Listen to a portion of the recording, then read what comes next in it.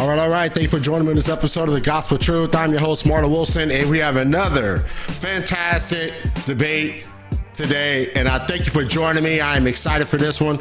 This has been a debate that I've been really looking forward to, and I do feel that the subject matter of eschatology is a topic that a lot of people don't want to debate, at least on the live platform area of things, on YouTube, things like that.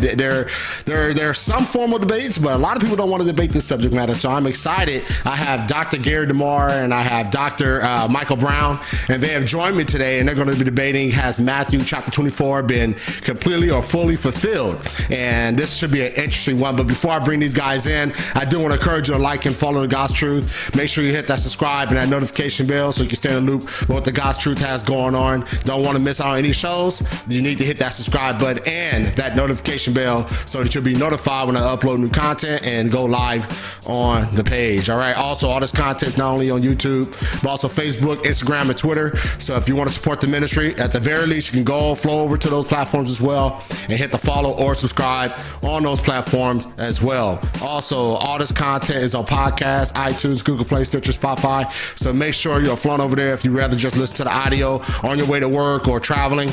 This is a good preference for you right there. So subscribe at the podcast as well. Also, before I bring these guys in, I do have several shows that I want everyone to be aware of. All right, coming up after this debate, how should we interpret Romans chapter 9? I have Francis Turretin, John Cameron, and this is going to be a great debate. Roman chapter 9 is always a controversial debate between Calvinists and Arminians, so this is going to be an excellent debate, and I look forward to this debate. After that, I have Death Before the Fall, C.J. Cox versus Robert Rowe, theistic evolutionist versus a young earth creationist, and we are going to get into it. This is a very central subject matter to this topic debate. The Death Before the Fall always comes up as a controversial part of these topic debates, so make sure you're looking out for this debate as well. After that, what does the Bible say about predestination? I have Joshua Kirkland versus Michael Faber. So make sure you're looking out for this debate. Always fun to get Reformed folks and provisionists in the theological ring to box these subject matters out. So I'm looking forward to this one. After that, we have a highly anticipated debate, should I say.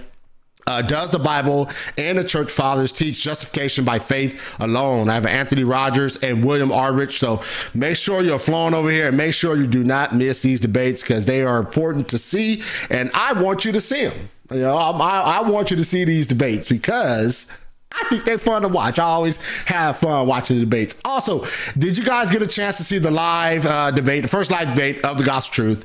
If you haven't, make sure you check it out. It is on the YouTube page of the Gospel Truth. So that was fun. Traveled all the way to Arkansas. It was dirt cold over there. I don't know how y'all do it over there on the East Coast, Southeast area. I'm from Cali, nice and warm. But I don't know how y'all do it. It's so cold over there. Anyway, I do have Dr. Michael Brown and Dr. Gary DeMar with me. And Dr. Michael Brown is the author of Answering Jewish Objections to Jesus. And that is one of the more popular titles that he's written.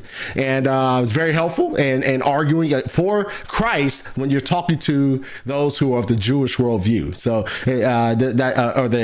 Jewish worldview. So you go ahead and check that one out. And he's also the host of the Line of Fire podcast that he hosts, and he answers questions, deal with different subject matters within biblical text and within our political system, within our culture as well. And Dr. Gary DeMar, he is the author of God and Government, and I actually have this book, God and Government. I have Dr. Brown's book too. I don't want to leave him out, but I have Dr. Gary DeMar's book, God and Government, as well. And what a fascinating book it is. And he's wrote so many books, same as Dr. Brown, wrote so many books, so many authorships of these books they've written. It's hard to keep up sometimes, man. These guys continue to put stuff out. And he also has a podcast, Dr. Gary DeMar podcast. So make sure you check these guys out. But I'm going to go ahead and bring these guys in so they can tell you a little bit more about themselves, more than what I can say. How you guys doing? Doing great, well. Thanks. All right, I'm glad to have you guys. As I said before, this is one of the debates I was really looking forward to. Eschatology is not my cup of tea per se. It's not what I tend to barrel in on. As I was telling Gary DeMar earlier, I've been looking a lot into the whole determinism, free will type of study, areas of thought and everything. So I plan on diving into this, but for now, I'm going to get a good primer of this subject matter. Obviously, this is not eschatology in the form of dispensationalism, all meal, post meal, but this is very important aspect to those particular views. So before I get into this, till we give you the format and everything like that, I do want to give you guys a chance to introduce yourselves, tell them what you do, tell them more than what I told them already. So start with Dr. Michael Brown, if you don't mind. Go ahead and give a quick introduction yourself. Sure thing. Thanks for having me on, and great to be with Dr. DeMar. Jewish believer in Jesus, came to faith in 1971, so just past 50 years in the Lord. And we're active on a number of different fronts, active in world missions, pouring into ministry school students, sending them out around the world, active with our daily radio show, traveling, speaking, active in Jewish outreach and biblical scholarship. So the three R's of our ministry, we're devoted to seeing revival in the church, devoted to seeing gospel-based moral and cultural revolution, transformation in society, and devoted to seeing redemption in Israel, the Jewish people coming to know the Messiah. And my website is askdrbrown.org. So you'll find great resources for the three R's there, askdrbrown.org.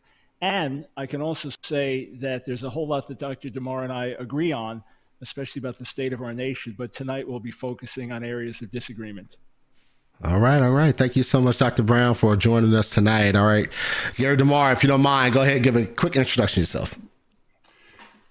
Became a Christian in 1973. I was a senior at Western Michigan University in Kalamazoo. Ended up attending Reformed Theological Seminary in Jackson, Mississippi. Graduated from there in 1979.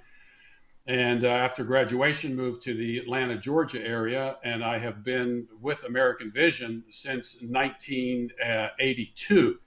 So it's been a long time at American Vision, and the first book I wrote was God and Government, explaining that government isn't synonymous with politics. Self-government, family government, church government, and a decentralized civil government with God as the governor of all things. I also write in the area of Christian apologetics and education. And one of the, one of the areas, one of the reasons I got involved in the eschatological debate is that when I went out to speak on issues related to government, and invariably it'd be someone in the audience who'd say, well, aren't we living in the last days? And why are we worrying about this? All the signs are out there that telling us that the end, the end is near, the rapture is right around the corner, or the second coming is right around the corner. So it was necessary in terms of apologetics as a Christian to deal with the eschatological issue. And so the first book I wrote was called Last Days Madness. And I've written probably eight books on Bible prophecy. I've done numerous debates. In fact, Dr. Brown and I debated a couple of years ago up in Ohio. I've been on his show as well.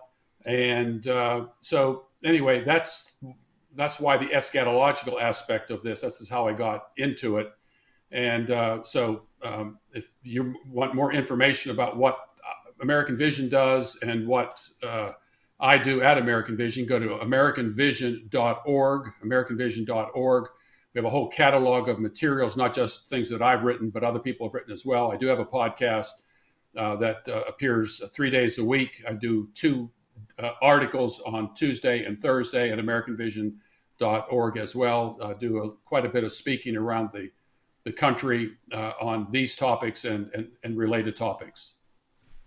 All right. Thank you guys so much once again for joining me on this episode. So we're going to jump into this debate. Let's not waste any more time. All right. The top of the debate has Matthew chapter 24 being fully fulfilled. Gary DeMar, you're arguing the affirmative. Michael Brown, you're arguing the negative in this debate. So the format is going to have 10-minute opening statements. That's going to be followed with 5-minute rebuttals. And then we're going to have a total of 40-minute cross-examination. Both of you will get 20 minutes to lead with questions.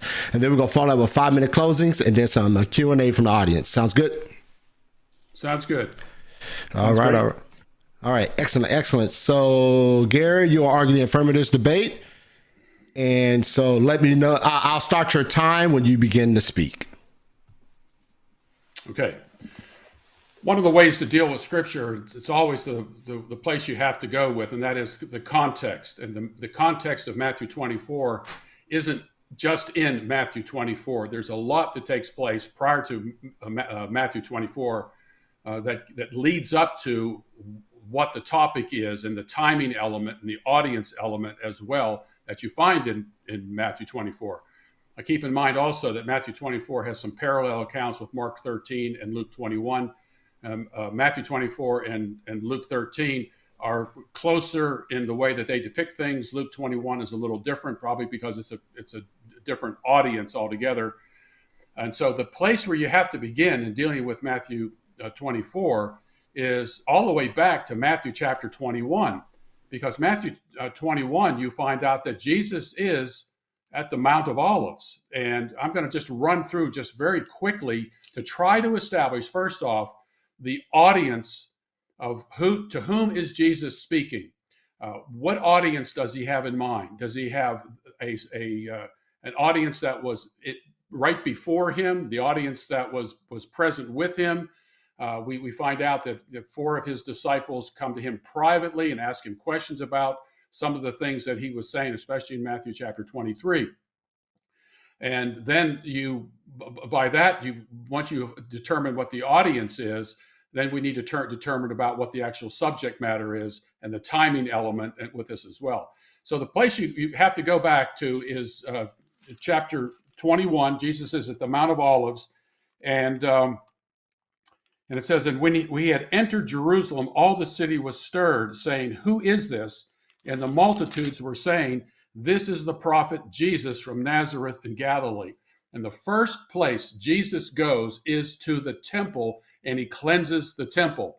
So this tells you that what the focus is going to be on here in this particular point is the temple. And I believe it's going to be that generation and that generation alone who is going to be affected by what Jesus says later in Matthew 24 about what's going to happen to the temple.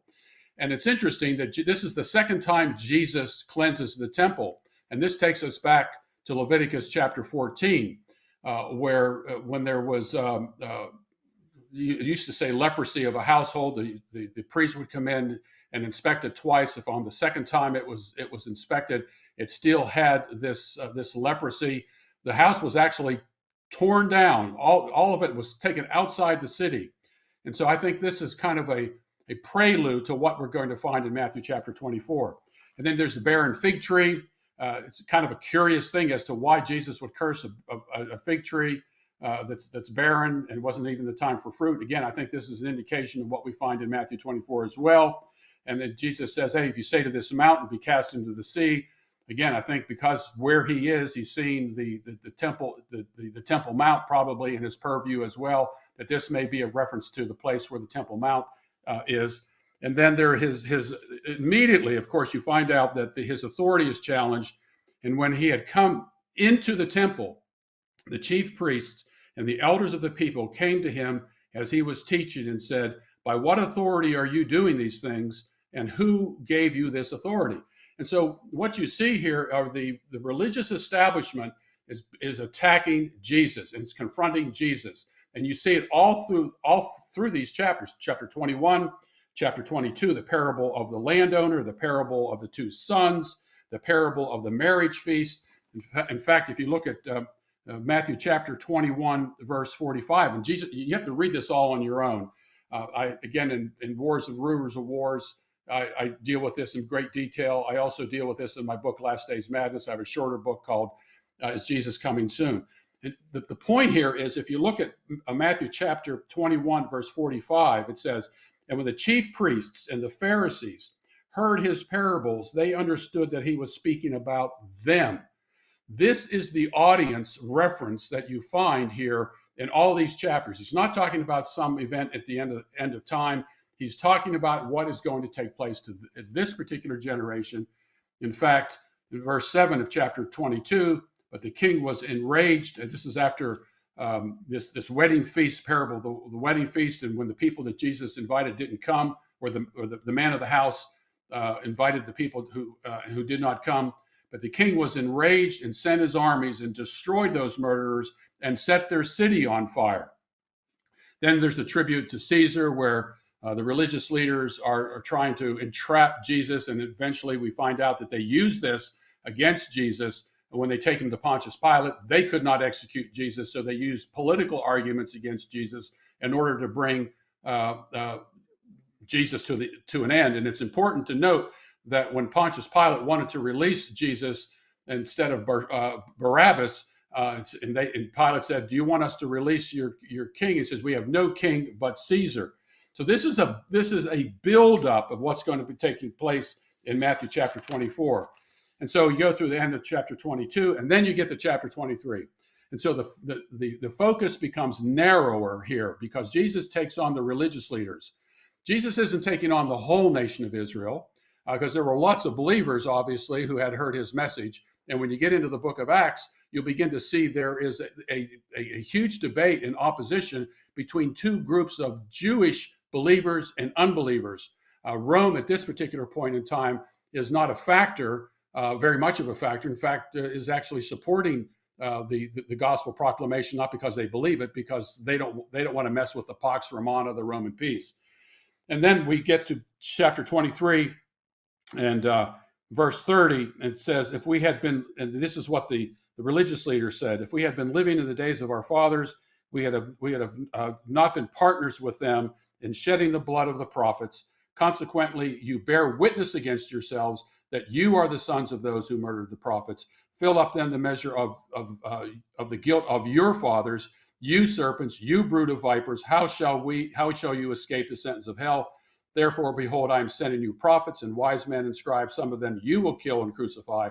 Some of them you will scourge in your synagogues and persecute from city to city, that upon you may fall all the guilt of the righteous blood shed on earth, from the blood of righteous Abel to the blood of Zechariah. Truly I say to you, all these things shall come upon this generation." And every time this generation is used in Matthew's gospel, it always refers to the generation of Jesus is speaking. Then in verse 38, he says, "Behold, your house is being left to you desolate. For truly I say to you, from now on you shall not see me until you say, blessed is he who comes in the name of the Lord." Verse 37, "O Jerusalem, Jerusalem, who kills the prophets and stones those who sent to her, how often I wanted to gather your children together the way a hen gathers her chicks under her wings, and you were unwilling." So here you see the focus here is on that generation and on the religious leaders of that generation who should have acknowledged that Jesus was the promised Messiah. Chapter 24, which is really, remember, there are no chapter divisions in the original manuscripts. "And Jesus came out from the temple and was going away when his disciples came up to point out the temple buildings to him, and he answered and said to them, do you not see all these things? Truly I say to you, not one stone here will be left upon another, which will not be torn down." And they asked then the question, as he was sitting on the Mount of Olives, "Tell us, when will these things be? What will be the sign of your parousia and the end of the age, not the end of the world?" And so Jesus then outlines a number of things to be looking for, but these aren't the real signs. These are kind of common signs all the way through history, although you can find earthquakes and famines mentioned in the book of Acts. Acts chapter 11 mentions a famine. And then verse 14 says, "In this gospel, the kingdom shall be preached in the whole world." The Greek word that's used there is oikumene, which is the same Greek word that's used in Luke chapter 2:1. So the extent of this gospel proclamation was as far as the taxation that Rome had in its day, that a decree went out from Caesar Augustus that the whole world be taxed, and that again is oikumene. When you see the abomination of desolation, so here you see again the audience reference all the way through Matthew chapter 24 is them. The second person plural is used throughout, and even the signs about the sun, moon, and stars, Old Testament language. And Jesus caps this up with verse 34. "Truly I say to you, this generation will not pass away until all these things take place." And if you look at verse 33, it says, "Even you too, when you see all these things, recognize that he is near, right at the door," or better, it is near, right at the door, the kingdom of God. And I believe the rest of the chapter deals with the issue of watchfulness. They knew what the generation was. It was their generation. They did not know the exact timing of when it was going to take place, the day or the hour, but they knew it was going to happen to them. And later on, you will find in the rest of chapter 24 that Jesus is calling on them for watchfulness. All right. Thank you so much, Gary. Appreciate that opening statement. All right, Dr. Brown, you're up for your 10-minute opening. I will start the time when you begin to speak. Yes, it's completely impossible, just with a fair reading of Matthew 24, line by line, that it has all been fulfilled. And that would have been quite a shock to the disciples of the disciples in the centuries that followed, who were looking for many of the things in Matthew 24 to still happen in the future. When you look at context, you look at the end of Matthew 23, Jesus is saying to the Jewish leaders and those that were corrupt among them, "You will not see me again until you say, 'Blessed is he who comes in the name of the Lord.'" In other words, we welcome you, King Messiah. So the day will come when they will welcome him back. It's very common in prophetic literature. In fact, it's often the norm. Almost all of the prophecies about the return of the Jewish people from Babylonian exile in the 6th century BC, that the text is telescoped, that prophets constantly saw it. This 1 Peter 1 even talks about it, that they prophesied about the sufferings of the Messiah and the glory that would follow. And they thought it was for their age. And God said, no, it's for the future. It happens all the time. Most of the prophecies about the return of the Jewish people from exile were not fulfilled in that first generation, but rather are still being fulfilled and will be fulfilled. And we see in Acts 1 that after Jesus is risen from the dead and spent 40 days with the disciples, that their first question is, will you at this time restore the kingdom to Israel? They knew that this was something God had promised. It was just not for them to know the times and the seasons. So the disciples asked this question, Matthew 24:3, tell us, when will this happen, the destruction of the temple? What will be the sign of your coming and of the end of the age? And this Greek word parousia is a technical term in the New Testament. It can speak of someone being physically present, but otherwise, for example, 1 Corinthians 15:23, 1 Thessalonians 2:19, 3:13, 4:15, 5:23, 2 Thessalonians 2:1, 8, 2 Peter 3:12, over and over, this is used distinctly about the second coming. And note that here in Matthew 24, it's used in verse 3, verse 27, verse 31, verse 39. It's used three times, verse 37, verse 39. Three more times after this, he doesn't constantly say, let me tell you about the destruction of the temple, but rather let me tell you about my coming, my return. So there are events that took place in the year 70 AD, and there are events that are still to take place. I can give you scores of examples of this in the Bible. Just read Ezekiel 36. The beginning is in that generation. The final fulfillment is at the end of the age. As for the expression, the end of the age, synteleios ionos in Greek, Jesus has already told us what it means. Exactly. In Matthew 13, 39 and 40 and verse 49. He speaks of the end of the age, the end of this world, the final harvest, the final destruction of the wicked. That's it. How about Matthew 28:20? Lo, I'm with you always, even to the end of the age. Identical words in Greek. Does that just mean until the temple is destroyed? No. So Matthew and Jesus within Matthew has defined this for us quite specifically. When you get to Matthew 24:9, you'll be hated by all nations because of me. That didn't happen yet before the destruction of the temple. And Matthew 24:14, we just heard grossly misinterpreted. The Greek word oikumene, unless it is specifically tied in with a specific group of people, like in Luke, the 2nd chapter in the 1st verse, all the lexicons will tell you it means the inhabited world. That's the basic meaning, unless context limits it. Well, context does the opposite. This gospel of the kingdom will be preached in the whole world as a testimony to all nations. How could Jesus have made it any more clear? Hated by all nations, testimony to all nations. The abomination that causes desolation has had several meanings in history. It had a meaning with Antiochus defiling the temple in the 2nd century BC. It had a meaning in the 1st century with the destruction of the temple in 70 AD, and it'll have a meaning at the end of the age. Again, this is so common in prophetic literature. And note this, as Jesus says in verse 31, for then there will be great distress, unequaled from the beginning of the world until now, and never to be equaled again. Yes, it was a terrible destruction. Josephus describes it. 1 million Jews, he says, were killed, but that pales in comparison to the Holocaust and other things suffered by the Jewish people through the ages. And again, how could the Lord have made it any more clear? You have other expressions, Ezekiel 5, where it'll say this kind of thing will never happen again. So specific things happen that were not repeated. But to say time of great distress, unequaled from the beginning of the world unto now, and never to be equaled again. Well, if Jesus said that about the events in 70 AD, then that would be false. He would be lying. Note this, verse 26, verse 27, for as lightning that comes from the east is visible even in the west, so will be the coming of the Son of Man. That can't apply to the events in AD 70. You have to read all kinds of hyperbolic, not just apocalyptic language, but grossly exaggerated language into that. This did not happen. There are 1,000 different ways that Jesus could have talked about judgment coming, but this is unprecedented, this type of language. Let me read it again. For as lightning that comes from the east is visible even in the west, so will be the coming of the Son of Man. That cannot be attributed to the destruction of Jerusalem.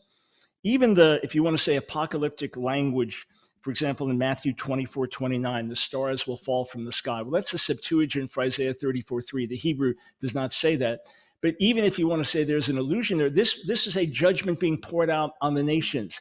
This is an eschatological judgment, ultimately, even in Isaiah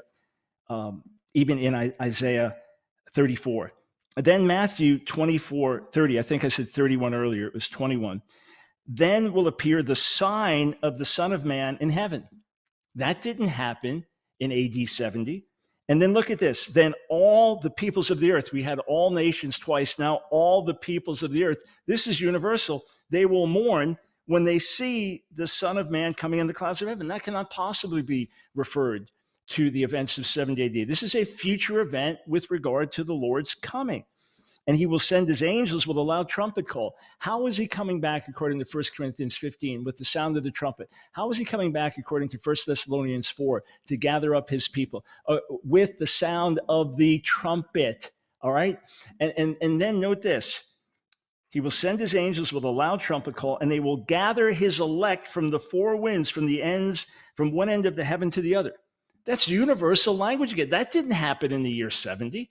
Nothing even close to that happened, unless you want to twist the words with all types of special pleading.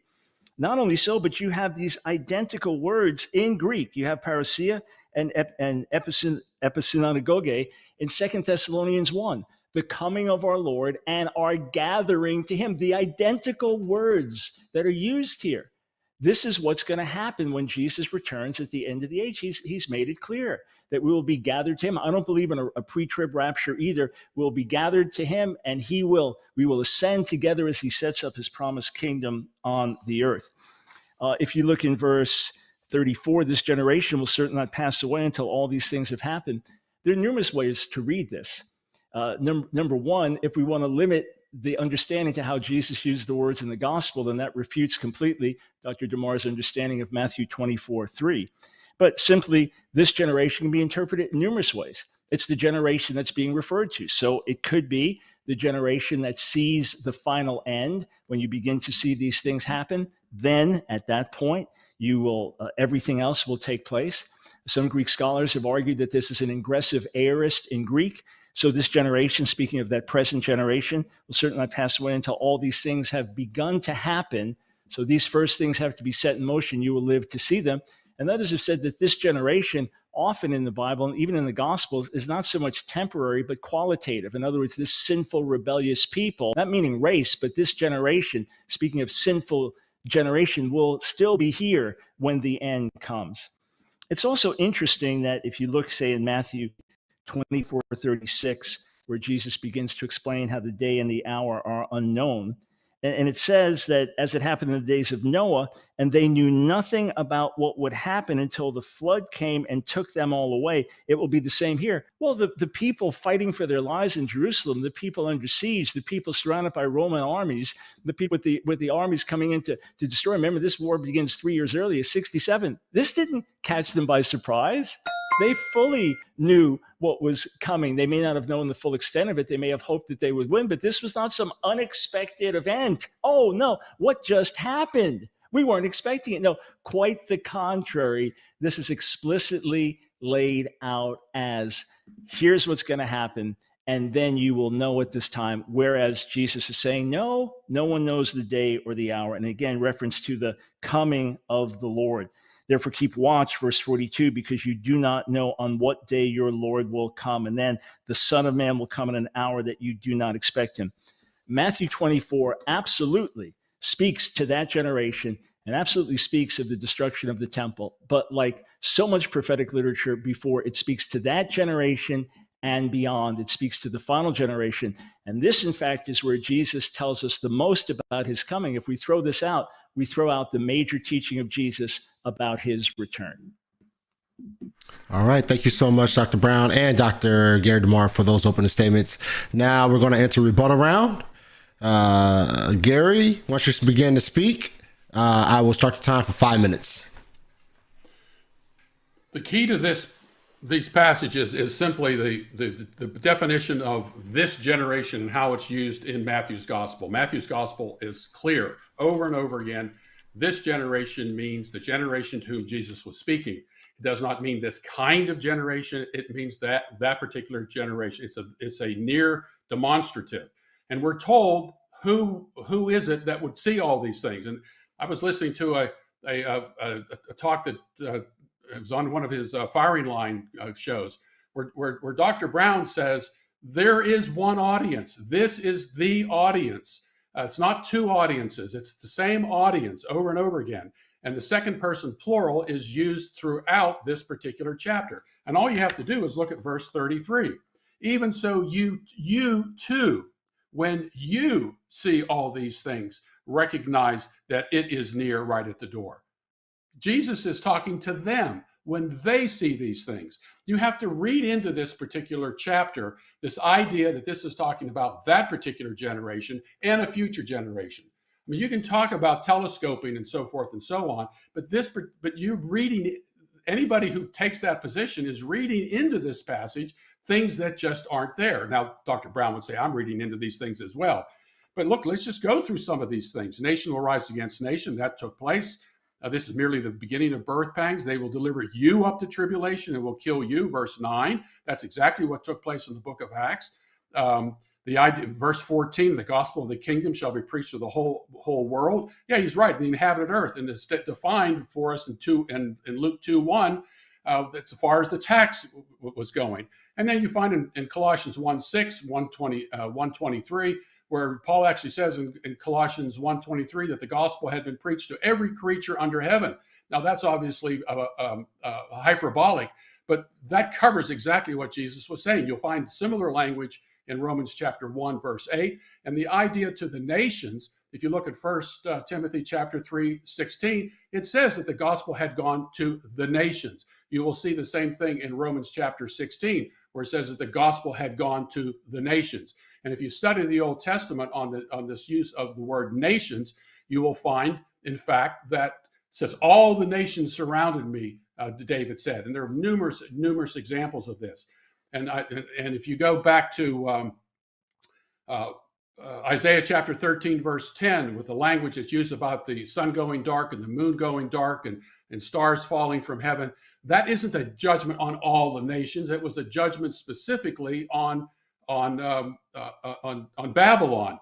And if you read chapter 19 in Isaiah, you talk about God coming on the clouds to Egypt, and it says that the idols trembled at his presence. So what we're finding here in Matthew chapter 24 is a judgment coming, very similar to the judgment coming you find in the Old Testament numerous times. And the idea of the Son of Man appearing in heaven, coming on the clouds of heaven with power and great glory. It's a direct quotation from Daniel chapter 7, verse 14, where the Son of Man is coming up to the Ancient of Days. And what's interesting about that particular passage, the word parousia isn't used, but erchomai. These other passages in verse 3 and verse 27, 37, and 39, parousia is used and means presence. It's his presence. And Jesus doesn't have to be physically present in order to manifest his presence. 2 Thessalonians chapter 2, the temple is still standing. The man of lawlessness takes his place in the temple. You know what restrains him now, Paul says. The word episynagoge, if you look at John chapter, I believe it's chapter 11, where that same word is used, not for some end time gathering of the saints from all over the world. The idea of the four winds take a little more time to explain. The same thing with the trumpet, but that language is used in the Old Testament. Trumpet is blown, so that everybody would come. No one was hearing a real trumpet and all this sort of thing. Trumpet is used in different contexts, sometimes in similar ways and sometimes in different ways. The Great Tribulation that's mentioned here And it's interesting that Dr. Brown quotes Ezekiel chapter 5, verse 9. It's the same language. The same language that's used there is used in Matthew chapter 24, verse 21. And so, certainly, was that the greatest tribulation then in Ezekiel 5:9? Obviously, it wasn't. Was Solomon, who was supposed to be the greatest who would ever live, the king who would ever live, and yet it says of Jesus that someone greater than Solomon is here.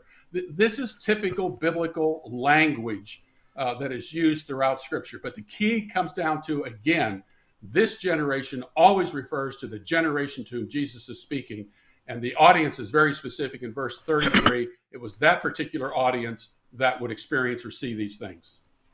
All right. Thank you, Gary, for that rebuttal. All right, Dr. Brown, once you begin to speak for your 5-minute rebuttal, I will start your time. With all respect, most of the major points have either been glossed over or grossly misexplained. We have no explanation of why parousia is used. Parousia is never once used of a coming of God in judgment in the Old Testament. It's used very specifically in the New Testament over and over and over again. Why does Jesus keep referring to his coming, and then in language that exactly parallels how he comes end of the world with the trumpet blast to gather his people?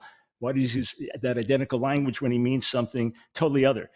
Dr. DeMar did not even respond to the proper meaning of end of the age, which Jesus himself explained to us in Matthew 13, twice there, and then in Matthew 28:20, it means the end of the world. On a podcast of Dr. DeMar in 217, he actually said here, quote, it meant the end of Judaism, which I find an outrageous quote. Pharisaical Judaism has continued to this day in the form of rabbinic Judaism, and God himself has brought the Jewish people back to the land and reestablished Jerusalem as the capital. Did that just happen out of thin air? Isn't it the very thing that the prophets spoke of? And Jesus very explicitly says in Luke 21:24, to that Jewish people, you will be scattered among the nations until the fullness of the Gentiles comes in. Then you will be regathered. The same Matthew 23. You will not see me again until, the same with Acts 3:21, that things must stay in place. Jesus must remain in heaven until the time of the restoration of all things spoken by the prophets. What was that? Matthew 19:28 lays it out, that you'll sit, the 12 disciples, judging the 12 tribes of Israel. These are future things that will happen and will come to pass. Hated by all nations, testimony to all nations, all peoples, four winds of heaven from one end of the earth to the other. How else could Jesus say, I'm talking about everybody? 1 Peter 3:16 does not say all nations. Luke 2:1 cannot possibly be used here to limit the meaning when Jesus is explicit, saying all nations. Again, how else could he have said it if the word means the inhabited world and then all nations? In Colossians 1:23, there are many different ways to understand that. It could simply be every creature, every man, women, old, young, they've all heard the gospel. But we know that Paul knew there were many unreached areas. So again, statement after statement breaks down. Paul's very explicit about the coming he's talking about in 2 Thessalonians 2. He's already talked about it in 1 Thessalonians 4, when Jesus will return and will have the final resurrection. That's the parousia. Now he uses the identical word to them, not just in 2 Thessalonians 2:1 and are gathering together to meet him, but also in 2:8, when the Lord, with the brightness of his coming, will destroy the Antichrist, the man of sin. And that did not happen with the destruction of Jerusalem in the year 70. So, and then Daniel 7:14 is what Jesus speaks of in Mark 14 about his return, about his coming in the clouds of glory, which the high priests and others understood, and that's why they were so angry. As for Ezekiel 5, I quoted it because it is not the same parallel. God's going to do something he never did before. So he judged Jerusalem in a certain way back then, and it never happened like that again. But look at this. There will be great distress unequaled from the beginning of the world until now, never to be equaled again. So Dr. DeMar is guilty of throwing verses out, and when you dig in deeper, you find out there is no parallel at all. We've never been told with all of the verses that have been quoted how it is that Jesus sent his angels and gathered his elect from the four winds from one end of the heaven to the other. We've never been told what that means. Elsewhere, the New Testament tells us what it means when Jesus returns. As for Matthew 24:34, you can't put everything on that one verse And then you have to reinterpret and use special pleading to make things work and find different meanings for the Greek and on, and say that coming here is not the same as coming here and here and here and here and here. All right? If you want to be consistent, let's be consistent throughout, beginning with Jesus telling us what the end of the age means.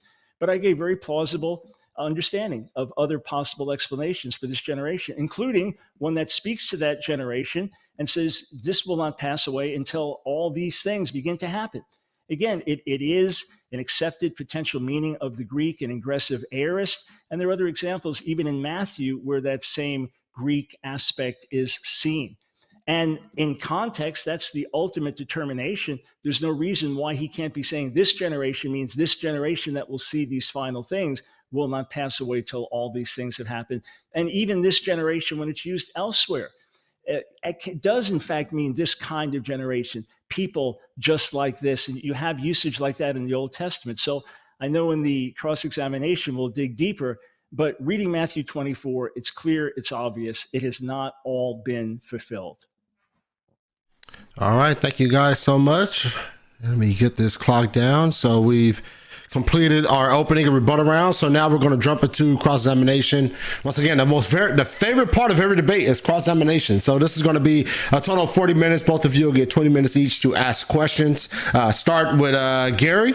You're up first for your cross-examination to Dr. Brown, and you have 20 minutes to do so. Dr. Brown, you brought up the ingressive aorist, which is I'm sure most people out here don't know what an ingressive aorist is, and so it's. And I've seen this particular argument used before, and I had a debate with Barry Horner on this very point. And once you start doing that, then you say, well, so the destruction of the temple is beginning to take place. This is beginning to take place. Wars and rumors of wars are beginning to take place.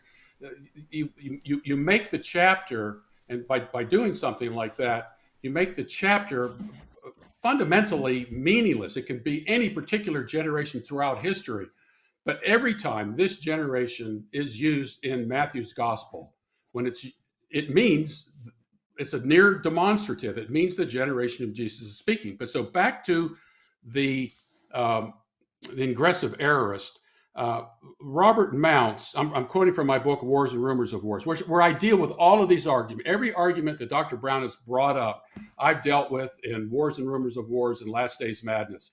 And it's frustrating for him. Can I just ask? I thought this was the time to put questions. Okay, I'm sorry. I have a question. I just want to be here that it's frustrating for both of us to have to deal with all of these things that we're throwing at one another. So what do you say to, this is from Robert Mounts, and I think both of us would agree, he probably knows more Greek than you and I do combined. He says, if genetai, happen, is taken as an ingressive aorist, the sentence would indicate that before the generation alive at that time had died, all the things described in connection with the end will have started to take place. And so how would you explain the destruction of the temple that took place before that generation passed away? Not one stone was left upon another. Not one stone was turned down.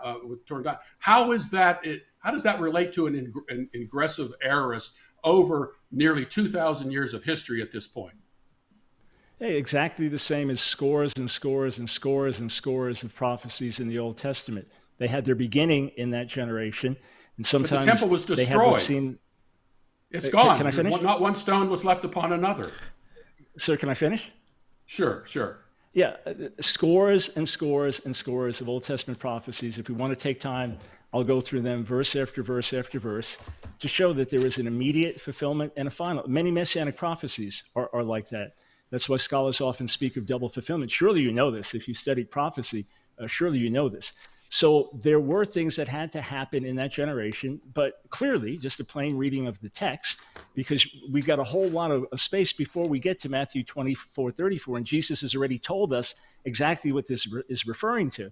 When we talk about the phrase, the end of the age, the disciples knew what it meant because Jesus has already established it earlier in Matthew and then reiterates it at the end of Matthew. So there's no question about that. They were just confused. They telescoped the events. So you have parallel things.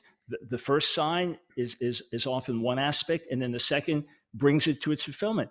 Again, the idea of double fulfillment is the only way that we explain many messianic prophecies in the Bible. So what had to happen first time around, destruction of the temple, these various things, all that happened, but not the fullness of it that awaits the end. And by the way, if you look at Ezekiel 40 through 48, which has not fully happened yet either under any stretch of the imagination, God's talking to the prophet Ezekiel. You'll do this, you'll do this, you'll do this, as if he'd be there when it actually happened. He just represents others in a future generation. Okay, I'm trying to stick with Matthew 24. I mean, going outside of Matthew 24 and bringing all these other things in and talking about telescoping and double fulfillment and so forth and so on, are adding things to the text that aren't there. So I'm going to ask you this question about the end of the age, which we know that the Greek word that's used there is not cosmos. It's not the end of the world. Jesus could have chosen cosmos if he meant the end of the world. He chose end of the age. So how would you explain what Paul says in 1 Corinthians chapter 10, verse 11? Right, it's not the same phrase there in the Greek. The specific phrase that's used in the Greek is used identically in Matthew 13 twice and in Matthew 28:20. And perhaps in my cross-examination time, you can explain to me Matthew 28:20, Lord, I'm with you always, even to the end of the age. I do find it ironic, though, that you spent probably 80% of your presentation outside of Matthew 24, looking at the immediate context, when I'm going into earlier context in Matthew 13, for example, that seems to have no meaning to you. And then all the imagery, you're going to the Old Testament, you're going to Daniel 7, you're going to Isaiah 13, you're going to Ezekiel 5 for all the other imagery. And the moment I bring in the Old Testament, you tell me I'm getting out of Matthew 24. That's because they're quoted in Matthew 24. That's because they're quoted in Matthew 24. That's why I go there, because Jesus quotes. Right. But what are the principles? In other words, are you saying that we throw out the whole Bible up until now? We throw out all prophetic literature up until this time? We throw out scores and scores and scores of examples of telescoping and double fulfillment? And what Peter even talks about in 1 Peter 1, where he explicitly says that the prophets thought they were prophesying for their generation, and God said, no, it's for the future, that we throw all that out and read Matthew 24 as if it happened in a vacuum? No, sir, that's not biblical interpretation. What I do throw out is this idea of telescoping and double fulfillment, which can be used for all kinds of things. Why not triple fulfillment? Why not quadruple fulfillment? So because they ask a question. They ask a question, when will this happen, the destruction of the temple, and what will be the sign of your coming and of the end of the age, thinking it's all going to happen at once. Well, they were wrong, as they were wrong in Acts 1:6, thinking this is the time. This is the time to restore the kingdom. How do you know they were wrong? Because we know they were. Because you got to stepping on each other. I think it may be a little bit of a lag. You got to stepping on each other. So if you want to answer that. How do you know they were wrong? We know they were wrong because there are many things he spoke of there that did not yet happen by any fair reading of the text. And we know even after his death and after his resurrection and spending 40 days with him, they still were expecting an imminent restoration of the kingdom to Israel, which Jesus says, not for now, that's for the future. God will take care of that. You concentrate on the Great Commission. So they asked two questions. He answered those two questions, and he already described the end of the age in Matthew 13. They use those identical words here in Matthew 24:3. So he answers, and then he reinforces the meaning of end of the age in Matthew 28:20. So how would you then, so everybody knows what 1 Corinthians 10:11 says. Now these things happened to them as an example, and they were written for our instruction, upon whom the ends of the ages have come. How would you then if you looked at Hebrews chapter 9, verse 26, how would you interpret that? Yeah, same way. This is the coming of Jesus is the climax of the ages. And again, it's not the identical language. Even in Hebrews 9:26, it's a plural for Ionis there. It's a plural. So this is the climax of the ages, the coming of Jesus into the world. And from the time of Jesus coming into the world until his second coming is what's widely called the last days throughout the New Testament, and what the prophets were looking forward to as last days. I don't see anywhere where ever in the Old Testament Septuagint or any specific language where there is a concept where God The Sinai covenant is referred to as this age. And then you come to the end of this age, or what you had once referred to as the end of Judaism.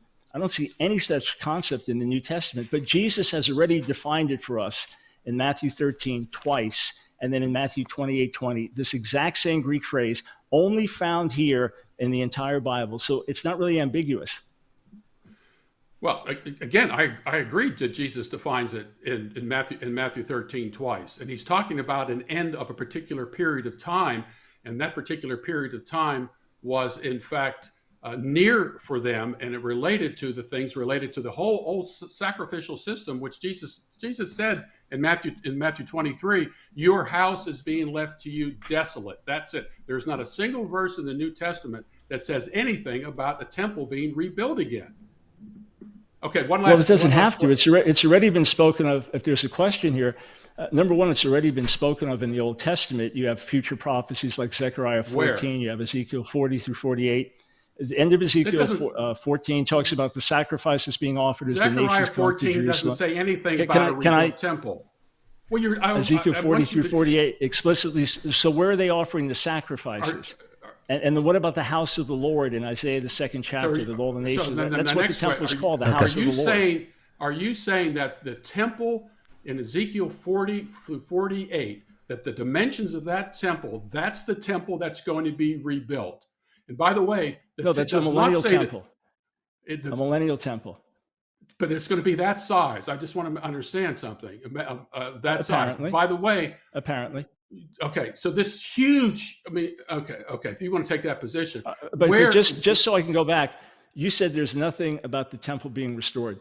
Jesus is quite explicit about the restoration of Jerusalem and the Jewish people. My question is, it has to be a temple like the one, it has to be a temple where animal sacrifices are taking place, because according to the premillennial view, animal sacrifices are taking place in the temple.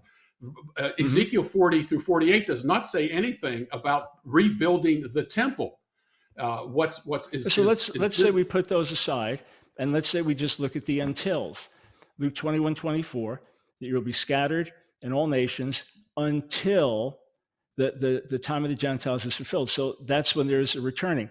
Jerusalem reject him. Jerusalem will reject him until Jerusalem will reject him until it welcomes him back as the Messiah. So there are the. Where is that? Where does it say that? Where does it say that?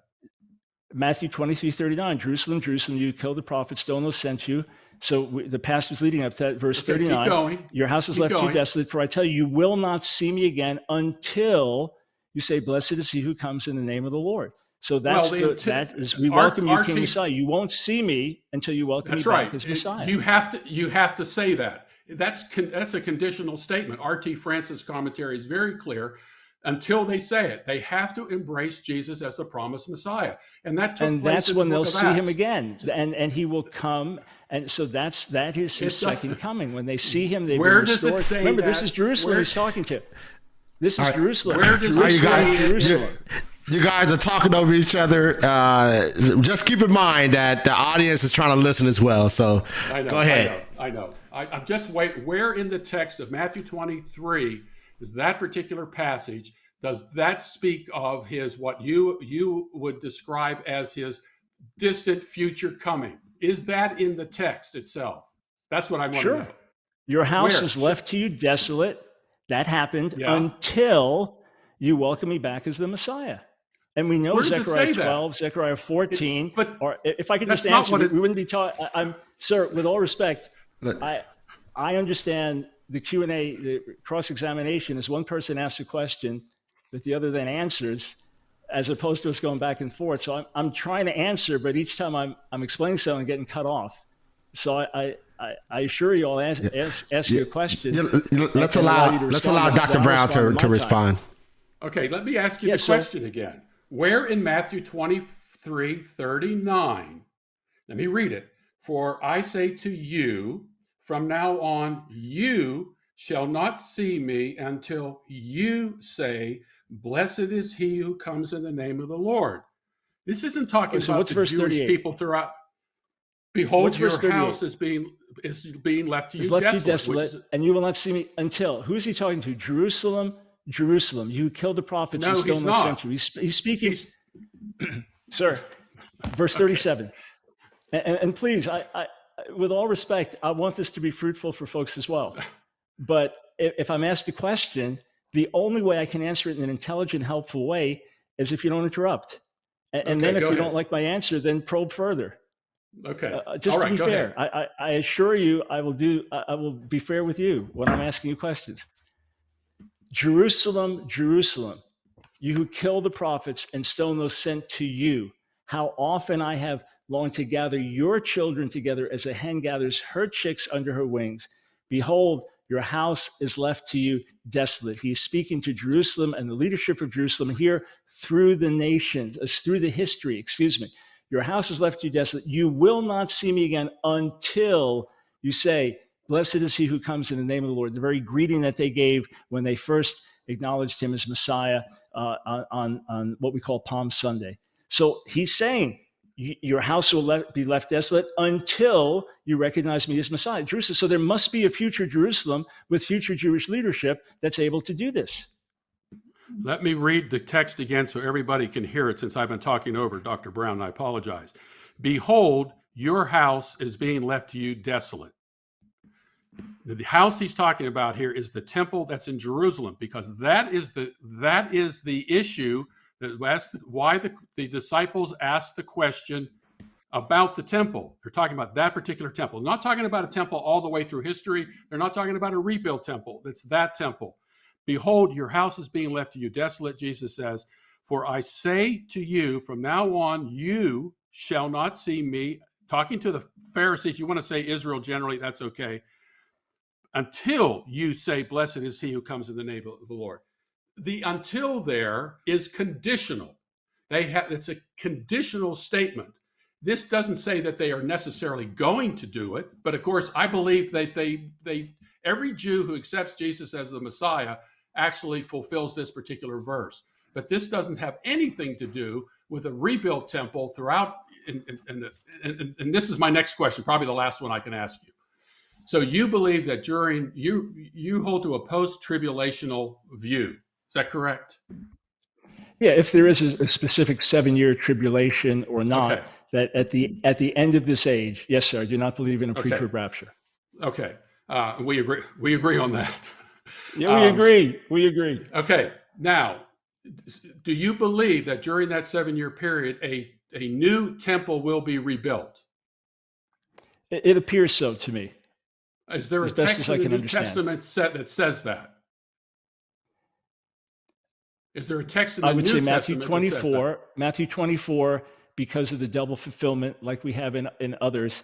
Potentially okay. 2 Thessalonians 2 that speaks of the house of God and the Antichrist setting himself up in that. But I'm not dogmatic that there has to be a physical future temple. Okay. There are other things that are unfulfilled yet in Matthew 24.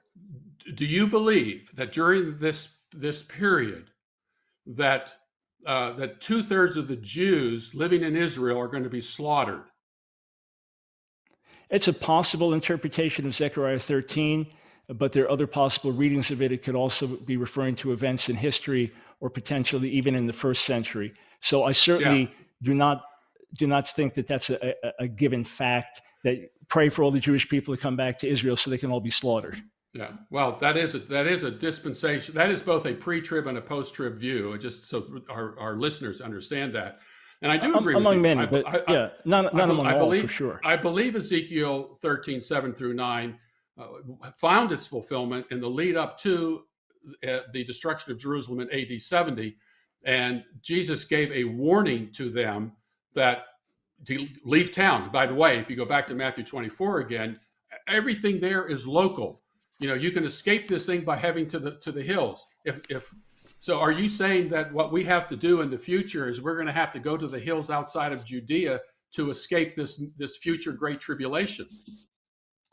No, not everything has to be repeated. In other words, there are things that were specifically for the first century, and there'll be things specifically for the end of the age. And you can see what happened already. And then as we get closer, things will become clear, as it is with other prophecies and with so many that I mentioned from the past, where events are telescoped together. And sometimes it's only with the passage of time that becomes entirely clear. But it could well be with the modern state of Israel, with religious leadership having more and more authority, with Sabbath laws being in place, it could well be a very literal fleeing that takes place. But I'm not dogmatic on that. But you believe that this tribulation of the future is a worldwide tribulation, not a local tribulation. The tribulation that took place in Matthew 24 was a local tribulation that could in fact be escaped by heading to the hills. Luke says about when you see Jerusalem surrounded by armies, get out of town. But you're talking about a future tribulation. God, it has got to be the greatest tribulation ever in the history of the world, I guess greater than the Noah's flood, in order for it to take place. So are you saying in the future that this is going to be a worldwide tribulation? And does Matthew 24 mention a worldwide tribulation, since everything in there is local in terms of escape from that particular tribulation? Matthew 24 is locally focused, and so the local focus will be the same at the end of the age. The fact that it will be part of the worldwide shaking is true, but that's not the emphasis there. Certainly what's clear is that it cannot refer to the events of AD 70, because he said no distress, no suffering like this has taken place in history or ever. It doesn't speak of the specific way it happened. And then the constant reference to all people, all nations. Really, there's no other way to describe these things other than they're yet future. So there is a focus in Matthew 24, and the final shaking of the whole world, I believe, will be unparalleled, as well as the final shaking within Jerusalem and among the Jewish people. That will be unparalleled. But what are the promises that God will deliver them out of that? In Zechariah 12 is clear that at the end of the age, when all nations come against Jerusalem, which has not yet happened, and the Lord returns, that the nation will look to him in mourning. They'll look to him whom they pierced, and there'll be repentance, which then leads to the cleansing of Zechariah 13. So the future salvation of Israel is laid out in the Old Testament and reiterated by Paul in the New Testament, who makes clear that the Messiah comes to confirm the promises to Israel, not to cancel them. All right. Thank you guys for that. All right, now it's Dr. Brown's turn for a 20-minute cross-examination of Gary DeMar. Okay. Dr. DeMar, why did Jesus continually refer to his coming in Matthew 24, especially as Matthew writes it in Greek with parousia? He certainly knew how Paul was using the word. Why did he refer to his coming continually rather than just explain, hey, this is the destruction of the temple, which would have been so much clearer and easier? Because I think Jesus is actually the instrument bringing this destruction. He is the one. He's the one that's bringing the covenant lawsuit, if you will. In John chapter 1, it says that Jesus came unto his own received him not. They wanted to murder him and so forth. Jesus bringing a covenant lawsuit. But Jesus doesn't have to be physically present in order to do his bidding, just like God didn't have to be physically present in Daniel chapter 1 to bring judgment upon Israel. He uses a Nebuchadnezzar in order to bring about that judgment. But parousia is exclusively used either for physical presence or for this royal, glorious coming in Greek literature of the day, but specifically in the New Testament. Timothy's arrival or so-and-so's presence with you. So it's a very real physical presence, or the coming in the clouds in glory. So would you agree that it would have been clearer and less ambiguous in light of the technical meaning of parousia elsewhere in the New Testament if he simply referred to the destruction of the temple? Well, again, you got erchomai used in Matthew 24:30. And then if you go to Revelation 2 and 3 times Jesus threatens to come to those three churches. And I don't know anyone who believes, I think there's only one person I know who sees those as the second coming. He was going to come in judgment, but he wasn't going to come physically to them. Jesus doesn't have to be physically present to do things. It says, where 2 or 3 are gathered in my name, there I am in the midst of them. I have a very long list of all the lexicons and so forth on parousia. And it means presence. And in terms of Jesus's presence, anytime Jesus is present, whether he is physically present or where he is I hate to use the word spiritually present, but when Jesus can act without him without being physically present, that's not the case for Paul or Timothy or anyone else. So I don't see anything unique about the phrase being used with Jesus. All right, well, one more try. Parousia Okay. is used repeatedly in the New Testament in a very specific way with regard to the return of Jesus, also with a loud trumpet, also with the gathering of God's people, very specific language. Wouldn't it have been less ambiguous if Jesus was trying to communicate a point if he had referred constantly to the destruction of the temple, or even used the phrase coming in judgment, than to just speak about the parousia? Because as we know, in centuries following, Matthew 24 was interpreted as events still to come as well. So I know we're not debating church fathers, they can be right or wrong, that's fine. But wouldn't it have been less confusing if he didn't keep using parousia when it's used in such specific technical ways and in parallel language later in the New Testament for his return? Again, I don't say it's confusing at all, because everybody knew about the nature of Jesus. So Jesus can, I don't know what other word he could have used, and I don't like that idea of, well, he could have done this, he could have done that, because you could do the same thing in Matthew chapter 24, verse 34, where it says, well, this type of generation will not pass away until all these things take place. And say, well, the word type isn't there. Well, Jesus really could have meant it a different way, or that this here generation will not pass away. This generation is always used in Matthew's gospel specifically to refer to that generation alone. So we're back to that again. I don't see anything wrong with Jesus using parousia, since it simply means presence. Jesus was present. He was present in his covenant lawsuit against that generation and that generation alone. And that parousia is a very apt phrase to use, word to use to do that. Got it. Right. So we deeply fundamentally differ there.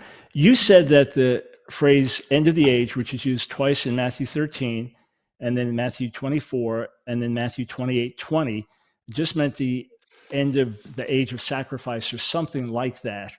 I'd first point out there's no reference anywhere to an age of sacrifice, that term, in the Bible. I wonder if you could find it for me. The other thing is Matthew 13, he's talking about the final harvest. The field is the world. The good seed stands for the people of the kingdom. The weeds are the people of the evil one, and the enemy who sows them in the devil. The harvest is the end of the age. The harvesters are the angels. As the weeds are pulled up, burned in the fire, so it will be at the end of the age. The Son of Man will send out his angels. They'll weed out of his kingdom everything that causes sin and all who do evil. They will throw them into the blazing furnace, where there will be weeping and gnashing of teeth.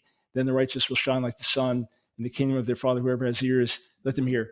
You're saying that does not refer to the end of the age, but to the destruction of the temple. I don't see how those verses apply there at all. I do see that as referring to the end of the age. And that's what the book of Hebrews is all about. The whole book of Hebrews deals with the end of that Mosaic age.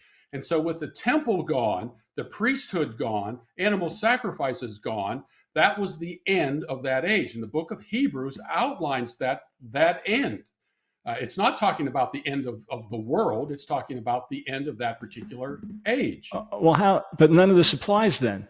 The temple being destroyed, the Jewish people continue, Judaism continues, that all goes on. But to ask my question, as the weeds are pulled up, burned in the fire, so it will be at the end of the age. The Son of Man will send those angels. They'll weed out of his kingdom everything that causes sin, all who do evil. This is a final judgment. They will throw them into the blazing furnace, where there will be weeping and gnashing of teeth. Then the righteous will shine like the sun in the kingdom of their Father. You're saying that already happened? That is a final judgment. It's a final judgment on that old covenant world age. That is gone. You're saying it already happened? Well, of course, that's what Jesus says. Jesus is dealing with the end of the age in Matthew chapter 24 that would take place on that generation and that generation alone. It doesn't mean that Jews don't continue out throughout history. That's a ridiculous thing to say. You said the end of Judaism in one of your podcasts. I just wanted clarity. Okay. I don't remember saying that, but yeah, it was 2017 verbatim. Well, but in any case, okay, so. Let folks look at that, Matthew 13. I would say Old Covenant. I would say Old Covenant Judaism. Old Covenant Judaism, yes. It passed away. Sacrificial system. Jesus is the Lamb of God. Jesus is the temple. Jesus is the high priest. He's the he is everything that whole Mosaic age was all about. That passed away. Go ahead. No, I'm sorry, I interrupted you. That's my bad. No. Okay, so just to be clear, then. Yeah. No, that's fine. So just to be clear, then you say the parable of the wheat and the tares, Matthew 13, everything spoken of there already happened. So just viewers, beware of that. That to hold together Dr. DeMar's argument, Matthew 24:3, this has to have come to pass. So we've already had it 3 times now in Matthew. Are you saying that Matthew 28:20 is now different? Because each time the phrase end of the age is used, you're saying it refers to the end of Old Covenant Judaism. So Jesus says, I'm with you always, even to the end of Old Covenant Judaism? That's what he meant? No. I'm glad you brought this up because it does keep coming up. Let's see here. Let's see.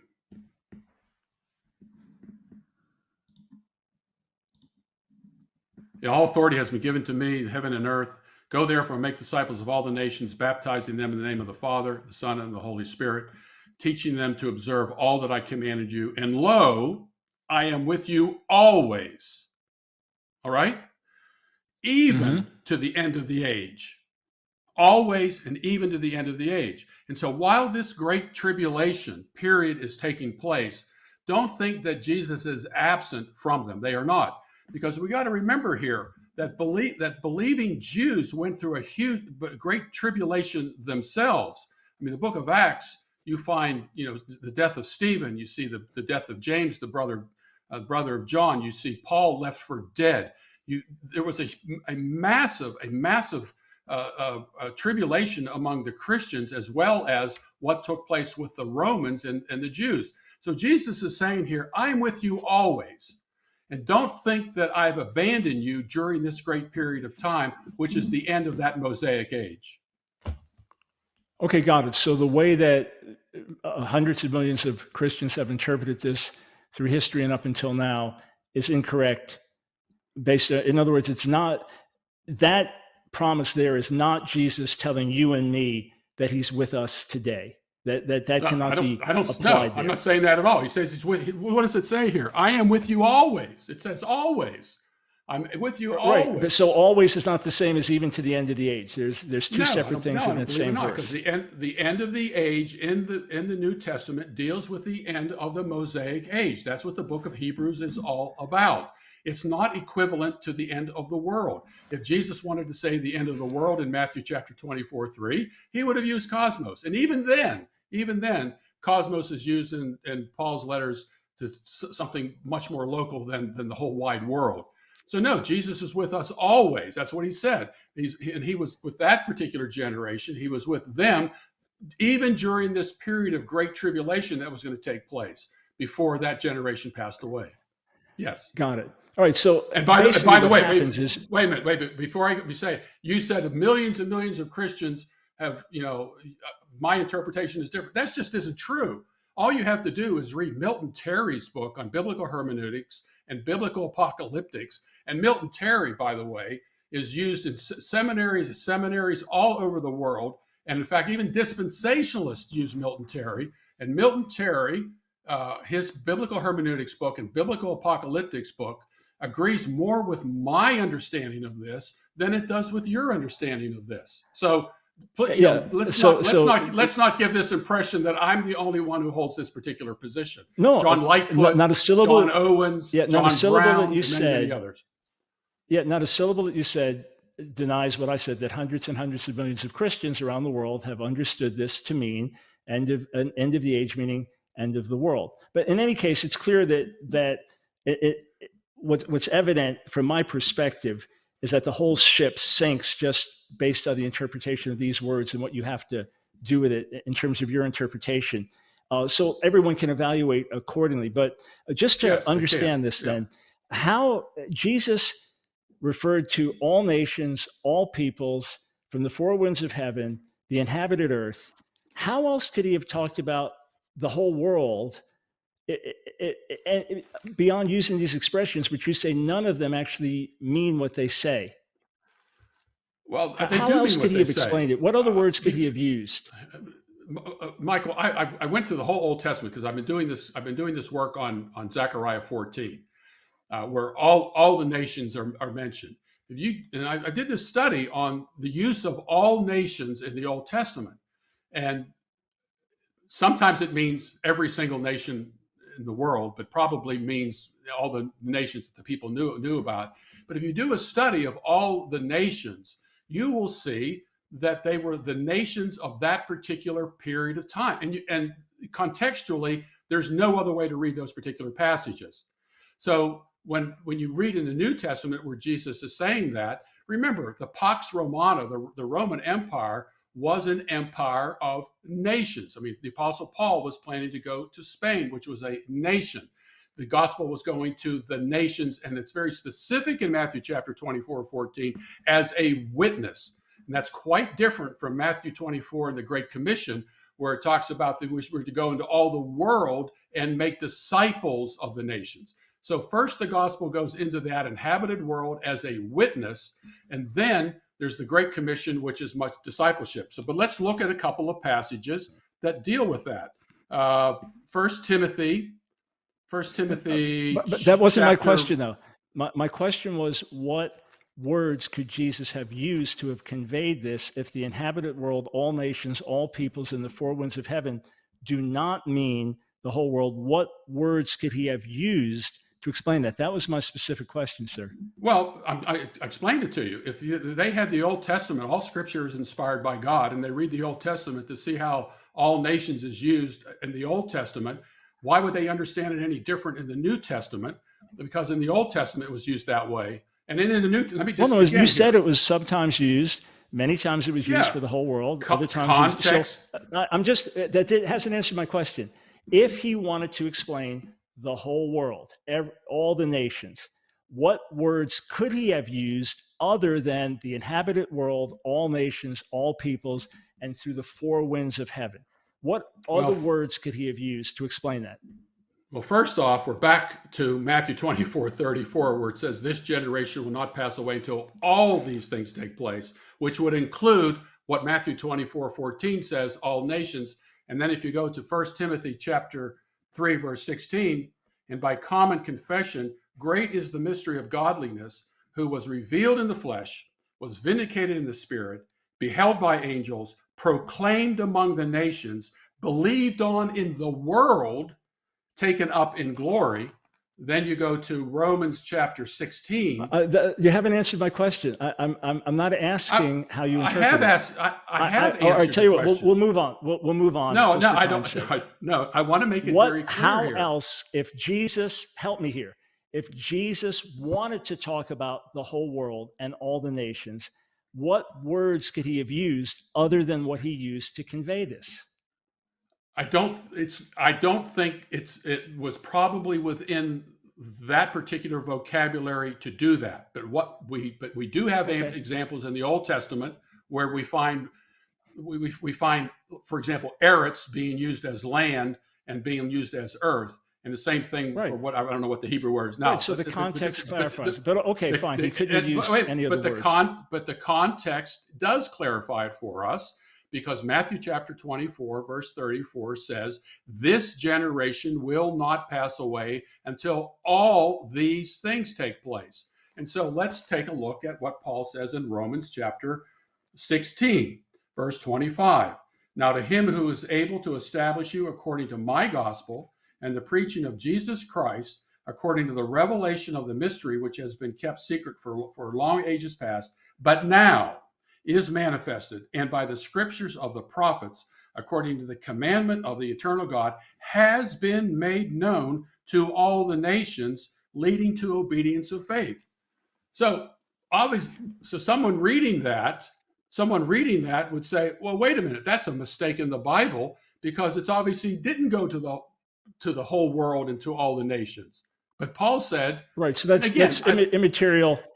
Right, that remains immaterial. Just for time's sake, that remains immaterial to my question, which you answered. There is no other vocabulary. I don't believe it was immaterial. So, I think it answers you pretty specifically, and I think you're trying to get around what that's a whole separate question. Okay, that's a whole go ahead. separate. question. Another question. And then again, everything comes back to Matthew 24:34, which could be explained in so many different ways. But the elect who are gathered from the four winds of heaven, who are they? Yeah. Who are the elect who are gathered from the four winds of heaven? That is a curious passage. There's no doubt about it. And at first, I thought it was synonymous to the four corners of the earth, which is also used in Scripture, by the way. And earths don't have four corners, and there aren't really four winds. And what I think, and this is a much larger discussion, by the way, and I'm not an expert in this at all. I think what is happening here is this is an issue of how one deals with the death of Old Testament saints. What happened to them? What will happen to them during this particular period of time? And so I think this idea of four winds, possibly, I'm not sure all the details of it. I think that's what Jesus is dealing with. And I think that's what you find elsewhere in Scripture, especially some of these cryptic passages and like in First and Second Peter. What happened to them? How do they enter in to this salvation issue? And so anyway, that's my interpretation. But because Matthew 24, verse 34 is there, it has to be within that particular generation. Four winds, I don't think, is the same as the four corners of the earth, and it's obviously more like a metaphor. So anyway, that's the way I look at it. What about but it's qualified, it's explained from one end of the heavens to the other. So that's the whole world. That's the lightning. Wait a minute, that's the lightning. No. And he will send his angels with a loud trumpet call. They will gather his elect from the four winds. From one end of the heavens to the other. So let me just press this last point. Okay. You've written a whole lot more in eschatology than I have. Of course, I've written a lot about Israel, but you've written book after book, done debate after debate. Yet you find this passage curious, cryptic, and you're not an expert. Could that potentially show that you're trying to read something into the text that's not there? For me, it's totally easy. We know exactly what it means. When the Lord returns, he gathers his elect from the whole world. We're caught up to meet him and descend together. Could it be that the reason you're not an expert on this and finding curious is because you're misinterpreting it? I think it's because in that particular phrase is not often used elsewhere. Everything in Matthew 24, famines, earthquakes, gospel being preached, abomination of desolation, tribulation, lightning, sun, moon, and stars, all that stuff is all over the Bible. Four winds is something just a little different, but I think it can all fit within that particular context, because I think there's something going on here that maybe we don't know everything about. But what we do know about everything else in Matthew 24 fits within that particular generation. Same with Mark 13, same with Luke 21. I think Luke 21 sheds a lot of light on things that aren't mentioned in Matthew chapter 24 about until the fullness of the Gentiles, and so forth. Again, I think that's related to the four kingdoms found in the book of Daniel, and the fullness there taking place, the Gentiles and so forth, that is the final kingdom. That is the final kingdom that ends this whole old covenant issue here. And now we are in a new covenant with Jesus Christ as the center, as the temple, the Lamb of God that takes away the sins of the world, the priesthood, the book of Hebrews, the shaking of the heavens, the idea of the Jerusalem above, et cetera, et cetera, et cetera. I know we've run out of time. Yes. Thank you guys so much for that fantastic cross-examination, man. See, this is why I say a lot of people don't debate eschatology, because I think you got to be built for this, man. You got to kind of be built for this kind of stuff, man. So good stuff, guys. You guys did great. All right, so now we're going to transition to closing remarks, which will be 5 minutes, and then we'll have a little bit of Q&A. I know Gary has to jet out rather quickly, so we won't have many questions during Q&A, but nonetheless, we will have one, and so everyone out there, get your questions in. That said, Gary, you're up for your 5-minute closing. Let me know. I'll start your time when you start speaking. I thought I opened. Don't I get the close? I'm not sure. That's good with me. If that's good, if you prefer that, sir, if that's good with the moderator, is that all right? That's fine. Okay. Okay. Go ahead. Great. Yeah, as long as they're closing statements and we're not yelling at each other anymore. All right. I love the fact that Dr. DeMar is digging into the whole Bible and seeking to have Scripture interpret Scripture. But I want to use an analogy. Obviously, he's seeking truth, and he's seeking to do it with integrity before God. I don't doubt that. I don't think he has an ulterior motive in what he's doing.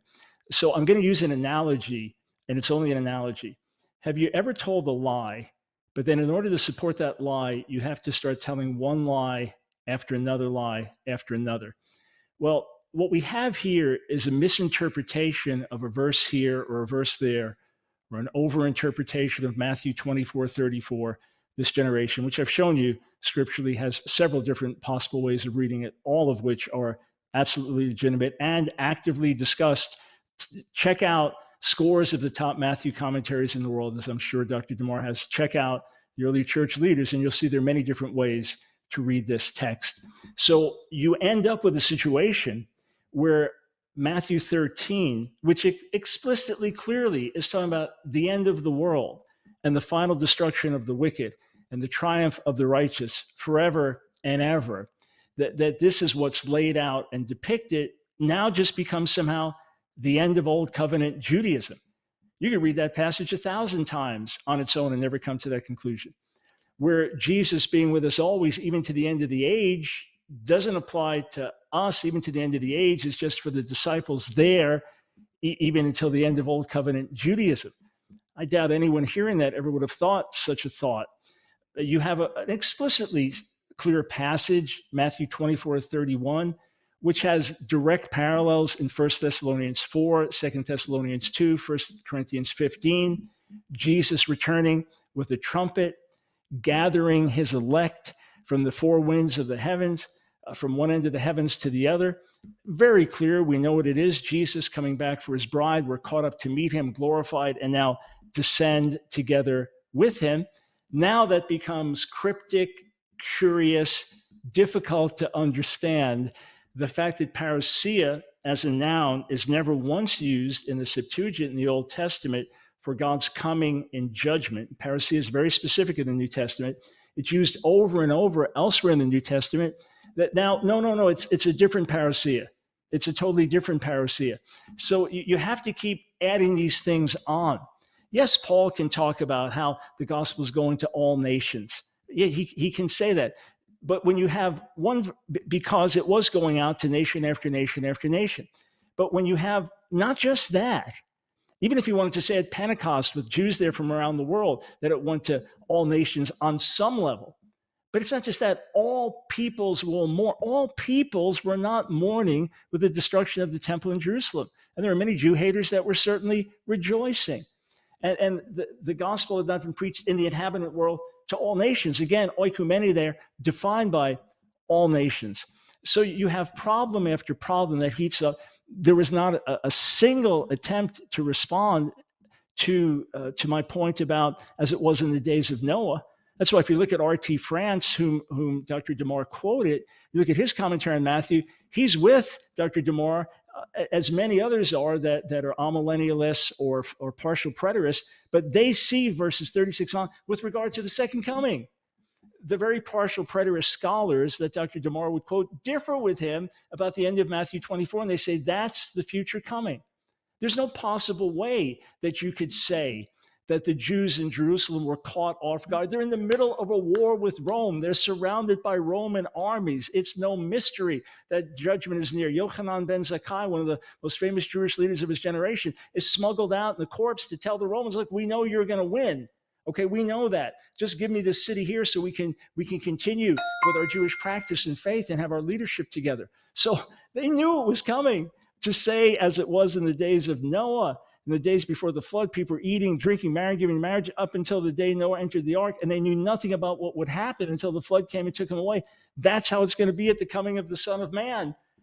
There's no possible way that you could apply that to what happened with the destruction of Jerusalem. So verse after verse breaks down when there are so many other ways to understand this generation in Matthew 24:34. So let's read the passage as it stands, and let's recognize, like scores of prophetic passages before, it spoke to that generation, and it will speak to a final generation. Jesus spoke just as the prophets did of old. All right. Thank you so much, Dr. Brown, for that closing statement. All right, Gary, when you're ready, when you begin to speak, I'll start your time. I appreciate Dr. Brown, because he get like I am. He wants to get to the root of this, and he wants to do that in terms of what Scripture has to say. I heard a lot about telescoping, double fulfillment, and so forth. Those things have to be read into the text. I don't believe in double fulfillment. I believe there are a lot of things in the Old Testament that were in fact types that were fulfilled in the New Testament. And that's a very proper way of doing this. There are lots of commentators who do believe what I believe on all of Matthew chapter 24. If you look at Matthew 24, the days of Noah, you can find some examples that people knew what were going on. But if you look at, and I won't read all this, but if you go to 2 Chronicles chapter 36, there were people when it talked about that the first temple was destroyed, very, very similar to what was taking place with the destruction of the temple in Israel. We've got to remember here that the new temple was standing in AD 64. It was greater than any other temple that had ever been built, greater than Solomon's temple. That the Jews believed that with that temple, that was in fact going to be a continuation of their old covenant religion. The temple was there. The sacrificial system could be implemented. The priesthood could be instrumental in all this. And so they were caught off guard because they didn't believe what Jesus had to say. And we know this because when you go to 2 Peter chapter 3, verse 3, it says, "Now, know this first of all, that in the last days," now, Peter isn't describing something in the distant future. We haven't even talked about what the last days are all about. The last days of the old covenant age here. Know this, first of all, that in the last days, mockers will come with their mocking, following after their own lusts and saying, "Where is the promise of his coming?" And by the way, since James, in James chapter 5, verse 9, it's very specific. It says that the coming of the Lord is near. And that word near means near. It doesn't mean far away. It doesn't mean kind of near. It could be far. James is very, very, very clear about this. The coming of the Lord is near. The writer to Hebrews talks about, in these last days he has spoken to us in his Son. And so these are not time instruments of dealing with in the distant future. These mockers knew about Jesus's statement about that this was going to take place before this generation passed away. He told them very specifically, "You're not one stone here is going to be left upon another." And here they are in AD 64.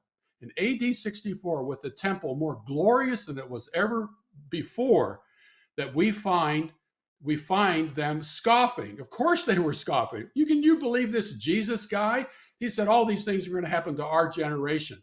Come on, look at this. The temple is here. Not one stone will be left upon another. These stones are bigger and more glorious than you could ever imagine. And the reality hit them when it was too late. That's why Luke could say, when you see Jerusalem surrounded by armies. Why would he say that if everybody knew what was going to take place? There was that particular generation, as in all generations. People believed this, they headed for the hills. Many other people did not believe this, and it was too late for them, and they were destroyed. And Dr. Brown knows this. All you have to do is read Josephus to find out the massive slaughter that took place.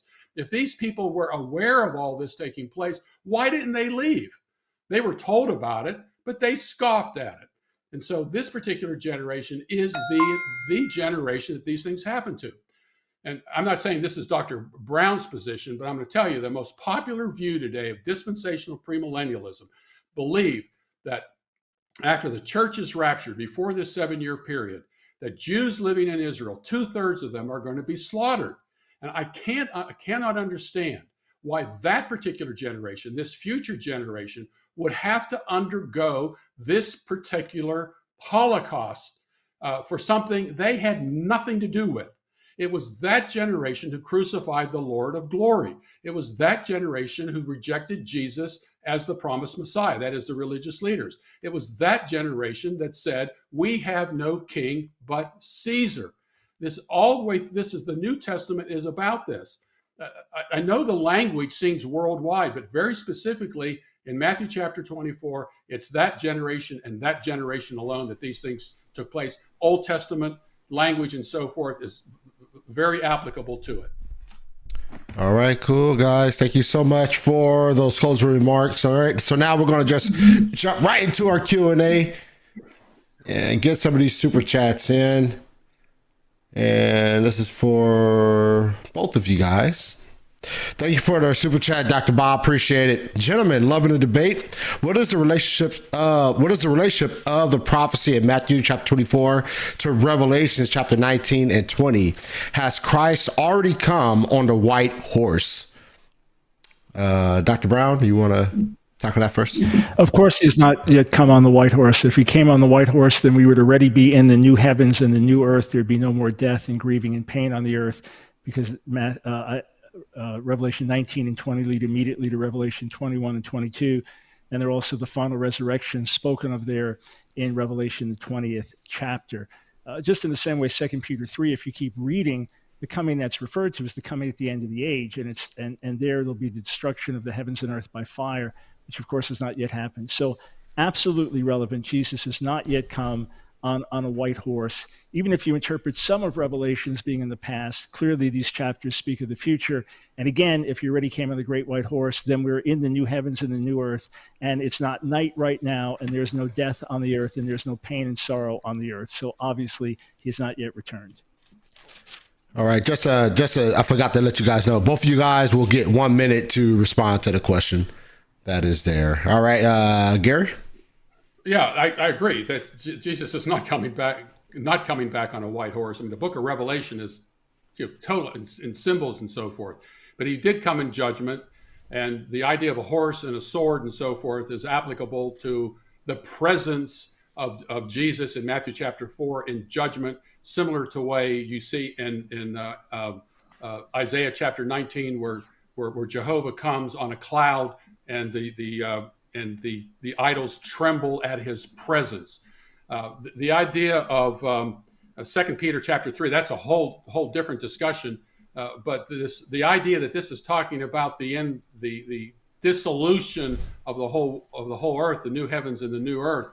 The problem with that is that the Greek word that's used there for elements, stoicheia, is used repeatedly through the New Testament in Galatians chapter 4, Colossians chapter 2, Hebrews chapter 5, and of course here in 2 Peter chapter 3, is related to the old covenant principles being burned up. And what is being found here is this particular judgment and the end of this burning, if you will. And you can go to 1 Corinthians chapter 3 and see all this. What is found? It's like a metallurgy taking place here, where the fire is hot and what is left is what's righteous. So, but that would be a debate in and of itself. So anyway, right. Go ahead. All right, we have another super chat here. This question is for Dr. Brown. Do you believe, thank you for the super chat, Aaron, I appreciate it. Thank you so much. Dr. Brown, do you believe humans will still rebuild a new temple, or is the new temple not the new Jerusalem coming down from heaven in Revelation chapter 21? It seems to me, based on the fullness of Matthew 24, based on other passages that are referenced, and potentially passages in Revelation, but again, that can be debated as to whether they're past or future or entirely symbolic, that there will be a third temple rebuilt.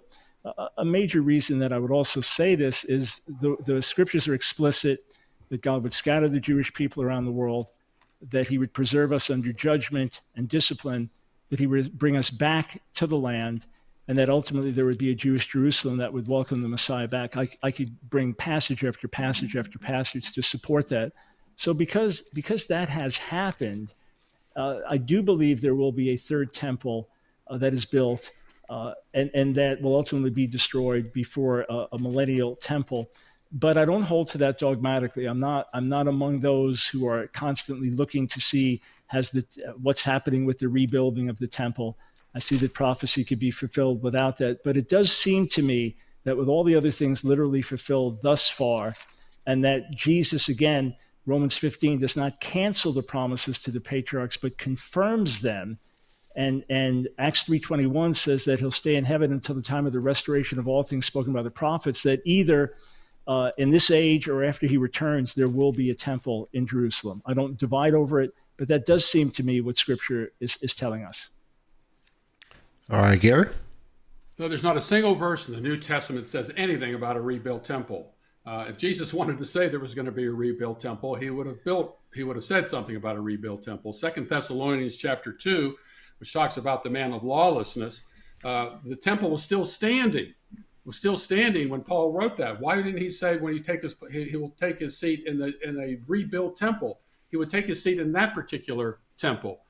There's again some debate about what that is, but in reality here it was probably related to the apostate Judaism that would still be operating in terms of the temple, when the true temple was in their midst in the person of Jesus Christ. And notice what Paul writes here. Let's see, verse 6. And this is talking about the man of lawlessness.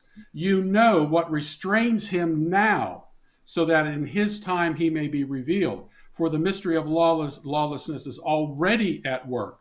Only he who now restrains will do so until he is taken out of the way. So this seems to indicate here, number one, the temple was still standing. And number two, he was being restrained in that particular period of time. Unless this is some mythical figure that's still 2,000 years old. 2 Thessalonians 2 is fulfilled prophecy. I have 2 chapters of this particular passage in my book, Last Days Madness, if anybody's interested. All right. And we have another super chat here. A little bit off subject, but nonetheless, it's a super chat, and I respect my super chats. I appreciate the support. If Matthew 24:30 is literal, does that mean the earth is flat? What we got, guys? What we got, Dr. Brown? What we got? Okay, super quick. All I'm seeking to do is use biblical language. The Bible uses observational language, speaks to the four ends of the earth or the four corners of the earth or the sun rising and setting.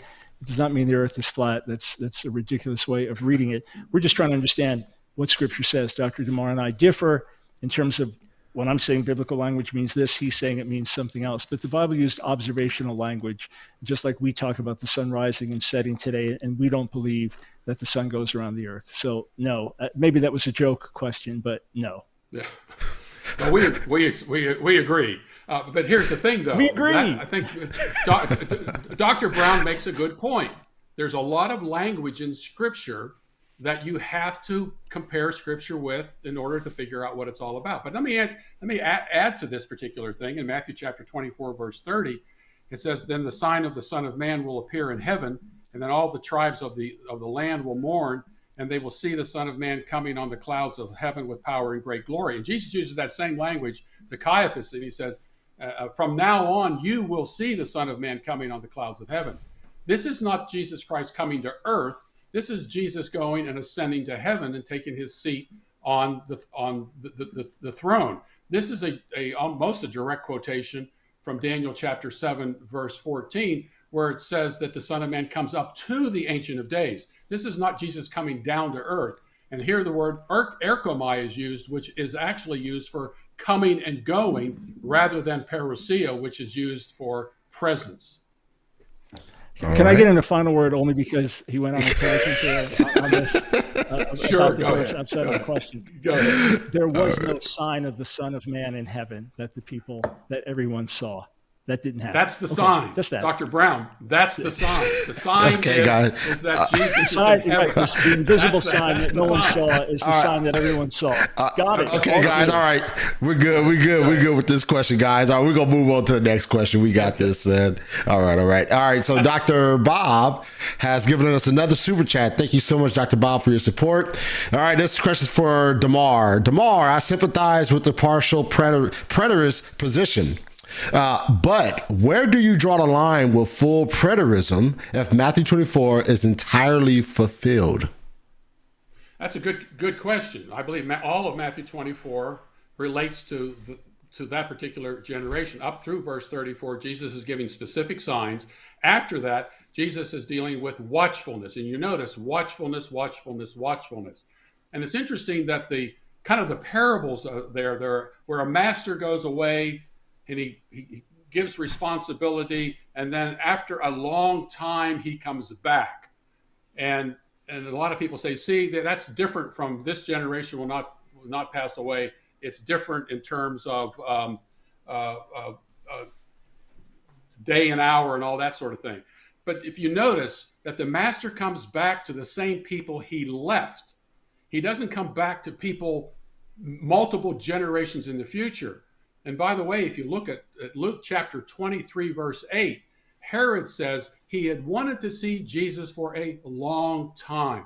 So long time is relative in terms of that generation. 40 years is a long time if a person's age is, say, 70 years.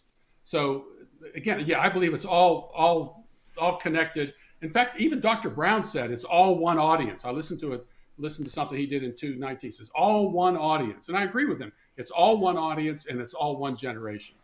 I went over so Dr. Brown can go over too. Dr. Brown? Yeah, the all one audience, of course, if you want to know what I was talking about, go back to whatever the broadcast was. But it is speaking to the Jewish people then and Jewish people through generations, as is super common throughout prophetic literature. I did a commentary on Jeremiah, doing a commentary on Isaiah, dug into these things. And again, what I'm saying is common knowledge. But it's a great question because the more Dr. DeMar spoke, the more I wondered. Now he's told us that Revelation 19 and 20 have already taken place. Well, then we're in the new heavens and the new earth. And, I only said 19. If it seems people are still dying and suffering, they're not. I mean, it's the only logical conclusion. We were just told 2 Peter 3 is not about the future. Let me read this to you. But the day of the Lord will come like a thief.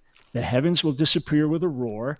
The elements will be destroyed by fire. And the earth and everything done in it will be laid bare. Since everything will be destroyed in this way, what kind of people ought you to be? You ought to live holy and godly lives as you look forward to the day of God and speed its coming. That day will bring about the destruction of the heavens by fire, and the elements will melt in the heat. But in keeping with his promise, we're looking forward to a new heaven and a new earth where righteousness dwells. The more I'm listening to Dr. DeMar, I'm thinking, there's a very fine line between partial preterism and full preterism here. Almost shockingly so, that this passage, just based on the word elements, can be used different ways. Well, everything else, heavens disappearing by fire, earth, everything laid bare, etc. This already happened now. So Jesus has already come. We've already seen the resurrections of Revelation 20. We must be in the new heavens and the new earth by implication. Let's just say if Dr. DeMar doesn't go quite that far, he's almost there. So that's very surprising. And he differs with many partial preterists in the end of Matthew 24. They say that's still future. Keep in mind, stoicheia is every time it's, let me just say this again. Dr. DeMar, we got to play by the rules. We got to play by the rules. We got. Hey, Dr. DeMar, we got to move on, man. We got to move on. Sorry, bro. Sorry, sorry, brother. Sorry, man. I don't like it when I'm being misrepresented in terms of some things here. So that's my clarification. Go ahead. I'm referring to your arguments, sir. You've written whole books; people can read them. I'm just quoting your arguments. Okay. All right. That's okay. Go ahead. All right. Next question. All right. This one, thank you for the super chat, Aaron. Appreciate you. This is for Gary regarding Matthew chapter 24, 21c. Do you believe the events of 70 AD are still the greatest tribulation the world has ever seen up until this day? In terms of a covenantal judgment, absolutely yes. This is the issue. This was a covenant lawsuit. It was a great tribulation. It was the great tribulation. Notice what it says. If you go back and look at Matthew chapter 24, and this is part of the problem with the idea of not being the greatest tribulation. Notice what it says. For then there will be a great tribulation such as not occurred since the beginning of the world until now, nor ever shall. Well, according to the futurists, there is going to be the greatest tribulation. And that will be the last tribulation. So if this particular passage is referring to that last generation, then why does Jesus then say there will be a great tribulation such as not occurred since the beginning of the world until now, nor ever shall, if that is in fact the last generation? All right, Dr. Brown. Yeah, the answer is simple. It's what I said in my very first words of my opening statement, that you have things telescope together. It's just a fact. This is not something I'm making up in terms of biblical interpretation. There are many passages I could reference, but the great majority of passages about the return of the Jewish people from Babylonian exile, most of what was prophesied still hasn't happened. The beginning parts were the most glorious, still haven't happened. And again, this is very, very explicit language. It never happened from the beginning of the world until it'll never be equaled again. You cannot tell the Jewish people that the destruction of Jerusalem in the year 70 was greater than the Holocaust, where 2 out of every 3 Jews in Europe were killed, including 1.5 million babies and children. That's more than all the casualties in Jerusalem at that time, even according to Josephus, whom some think exaggerated some. 3 million out of 3.3 million Polish Jews were slaughtered by the Nazis. That's far greater than what happened. And nowhere does it say a covenantal judgment. Again, that has to be brought into the text. Jesus is making a very broad, very clear statement, and obviously it still is referring to something future. It cannot be referring to the past, because history says there have been worse times. All right. And we have a couple more super chats here, and I know Dr. Gary has to jet out, but I don't want to hold him too much longer here. And this is more of a statement rather than a question. Thank you, Dr. Brown and Dr. DeMar. Was really looking forward to this. Marlon, you are the man. Would love to see Pastor Jack Shannon versus Mike Winger on divorce and remarriage, man. Thank you. Appreciate it. I'm sure the fellas here also appreciate the love. And I'll do the best I can to try to get Pastor Jack Shannon and Mike Winger on. That would be a fantastic debate. So thank you so much for the super chat. And here's another super chat. This question is for you, Dr. Brown.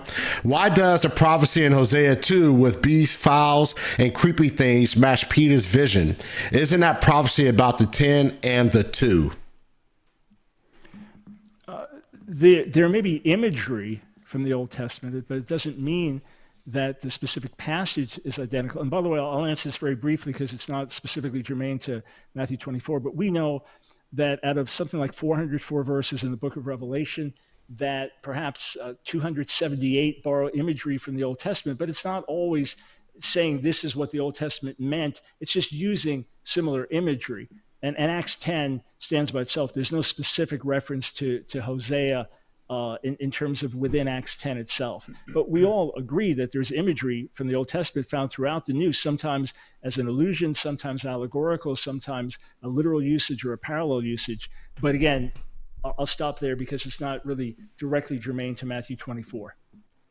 All right. Gary, you have anything? Oh, only that, the book of Revelation does use types from the Old Testament. You have Jezebel. It's not Jezebel resurrected. Egypt and Sodom in Revelation chapter 11, which is descriptive of Jerusalem, the place where Jesus was crucified. Gog and Magog. There are all these Old Testament allusions, I think, kind of as a prophetic shorthand.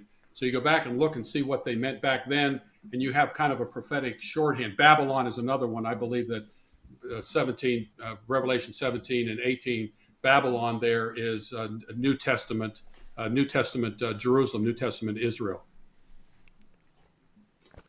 All right, cool. We'll end it there. I thank you so much, guys, for joining me on this episode.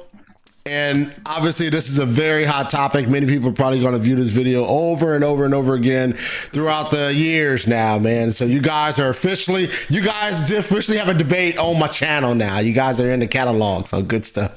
Thank you guys so much. I appreciate you guys for all you do. You guys have been doing this for so long, and I'm just impressed by the way God is using you guys. God is doing a great thing, and I appreciate both of you for all the efforts, all the work, all the blessings you've been to the body of Christ. And I look forward to the other work that you guys have in store. And everyone out there, make sure you guys support these guys. Make sure you guys are out there blessing these guys, blessing their ministries, because they are definitely doing good work. So even if you guys divide fight on the eschatology thing, we all are able to get along and have a unified discussion on these things. So I thank both of you for coming on. Well, thanks, Marlon. I appreciate it. Michael, it's always Thanks. good to talk. You look good too. Remember, we talked last time. You talked about all the weight you dropped. You look really good. So. By God's grace, yeah. And listen, I thoroughly enjoy sparring with you. You're a good partner to do it. And it's fun. Again, there's a whole lot we agree on, especially about the state of the nation. So God bless you, my friend. Absolutely. All right. Thank you. Thank you, Marlon, for doing a great job. Appreciate it. All right, cool. You guys take care. And Gary, I think I have a gift for you. I think I sent a gift to Dr. Brown. Dr. Brown, did you get the gift I sent you? I'm not sure. Was it one of Dr. DeMar's books? It wasn't Dr. DeMar's book, man. It was a gift for the gospel. I have a lot I'll check with our office. I have a lot of Dr. Brown's books. Office. So. What was that, Gary? What'd you say there? I said I have a lot of Dr. Brown's books. Oh, cool. All right, so I do have a gift for you, and Dr. Brown, let me know if you didn't get the gift. I'll get one out to you. So I'll be contacting you guys later on to send that gift out. I appreciate you guys so much. All right, you guys take care, and God bless you. All right. Thank you. All right, thanks. Appreciate it. Bye now.